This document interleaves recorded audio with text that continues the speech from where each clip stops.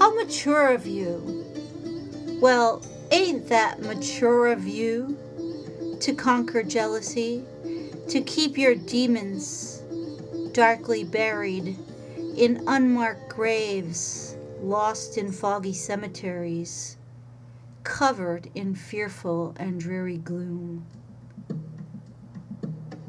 reached by commuter ferries that follow age-old routes, traveled in grim fairy tales and poems out of rhymes.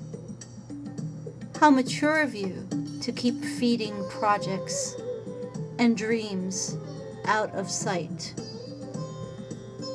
Well, ain't that just so mature of you? Aren't you just so clever to carve out hate and anger from your relations with serrated knives from dusty drawers of long forgotten sideboards that held feasts on festive days, drawing your straight-lined rules and codes written in the blood from animals that haunt ancestral moors. Mature of you, I say, to make it to this day where we can watch you play with rules instead of reflexes, games you never imagined into being. You ought to get a Nobel Prize. No one knows your inner cries. No one feeds your rutted, hungry sighs. In this world where 1 and 1 can only make 2, where 3's allowed in comedy, 4 in fantasy or worse, where a female pipe must always meet a male to let water through, how mature of you to smile at those that cannot see pain. How lovely to spare them. How mature of you, I say this now without praise or blame. Coming up from a world of whips, of electrical cords that stung your hips, into the world of lies that showed you what you wanted, but held opposite truths. I love you as you are, she said, and brought you a present in a short dress, and then slammed the word slut all over your forehead. The sacred was profane and poison in your soul.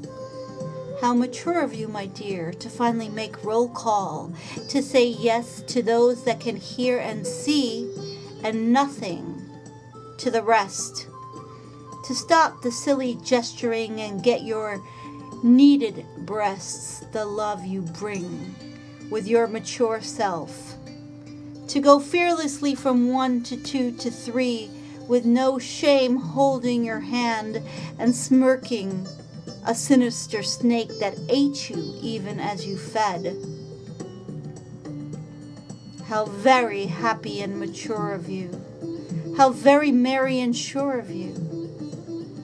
While in the dark you flee yourself, mother rears her ugly, angry head, and father falls off from the cliff, Gandhi reader in hand.